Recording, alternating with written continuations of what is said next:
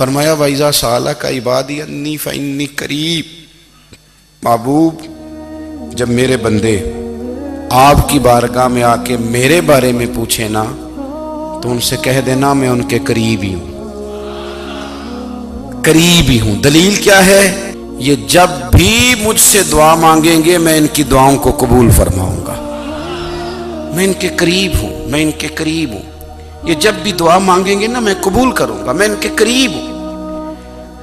اللہ تبارک و تعالیٰ کے بندے اللہ سے محبت کرتے، رب کی بارگاہ میں جھکتے، اس کو اپنے دکھ سناتے، اس کے پیارے محبوب صلی اللہ تعالیٰ علیہ وسلم کا وسیلہ لے کے اس کے حضور حاضر ہو جاتے، پیشانیاں سجدوں سے روشن ہوتی۔ ہم نا ہر چیز کے لیے وقت نکالتے ہیں، ہر چیز کے لیے، لیکن عبادت کے لیے وقت نہیں نکالتے۔ ہر شے آباد ہے، ہر شے، ہماری فیس بک بھی آباد ہے، واٹس ایپ بھی آباد ہے، ہمارے ٹویٹر بھی آباد ہیں، ہماری ہر چیز آباد ہے۔ سب سے کم آباد ہمارا مصلی رہ گیا ہے، سب سے کم۔ وہ لوگ اب ڈھونڈنے سے ملتے ہیں جن کی بغل میں مصلی ہوتا تھا۔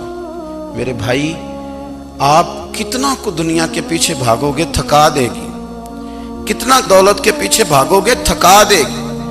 آپ جب اپنی زندگی میں جمع تفریق کرو گے نا تو مرتے وقت احساس ہوگا کہ سارا کچھ تو لوگوں کے لیے کیا، اپنے لیے تو کر ہی کچھ نہیں سکے۔ اور ہم عبادت کے معاملے میں بہانے بازی بھی کرتے ہیں۔ ہم کہتے ہیں اوہو رزق کمانا بھی تو عبادت ہی ہے نا، تو میں حلال روزی کے لیے جا رہا ہوں، یہ بھی تو عبادت ہے نا۔ میری طرح کے لوگ کہہ دیتے ہیں کہ میں سویرے اٹھ کے مدرسے میں کچھ اسباق دیکھتا ہوں تو یہ بھی تو عبادت ہے، میں بیان کرنے کے لیے مطالعہ کرتا ہوں تو یہ بھی تو عبادت ہے نا، اتنے لمبے سفر کر کے ملک میں دنیا میں گھومتا ہوں تو یہ بھی تو میں عبادت ہی کر رہا ہوں۔ اب اسپیشل نفلوں کے لیے وقت کس طرح نکلے، اسپیشل کر کے تسبیح میں کیسے چلاؤں، میں سارا کچھ ہم بہانے بنا لیتے ہیں نا۔ میرا سوال یہ ہے کہ یہ ساری باتیں صحابہ کو، نبی کریم کو، دیگر لوگوں کو بھی تو پتہ تھی نا، لیکن آپ غور تو کریں 23 سال حضور کو وقت ملا، مختصر وقت ظاہراً تبلیغ کرنے کے لیے، پوری دنیا میں دین بھی پھیلانا ہے۔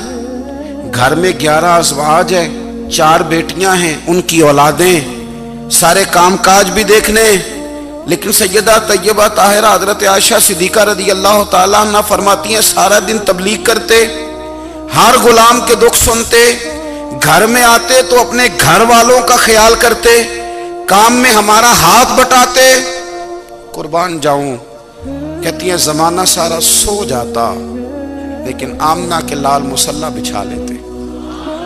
دنیا سو گئی، ساری سب سو گئے، جو خدام تھے، وہ جو غلام تھے وہ سو گئے۔ صحیح مسلم میں لفظ ملیں گے، سیدہ پاک فرماتی ہیں او میرے نبی کے غلاموں، میں نے یہ رنگ بھی دیکھا ہے کہ حضور نے اتنا کھڑے رہے، اتنا قیام کیا، اتنا قیام کیا کہ مقدس پیروں میں ورم آ گئے، سوج گئے پیر، اتنے بڑے۔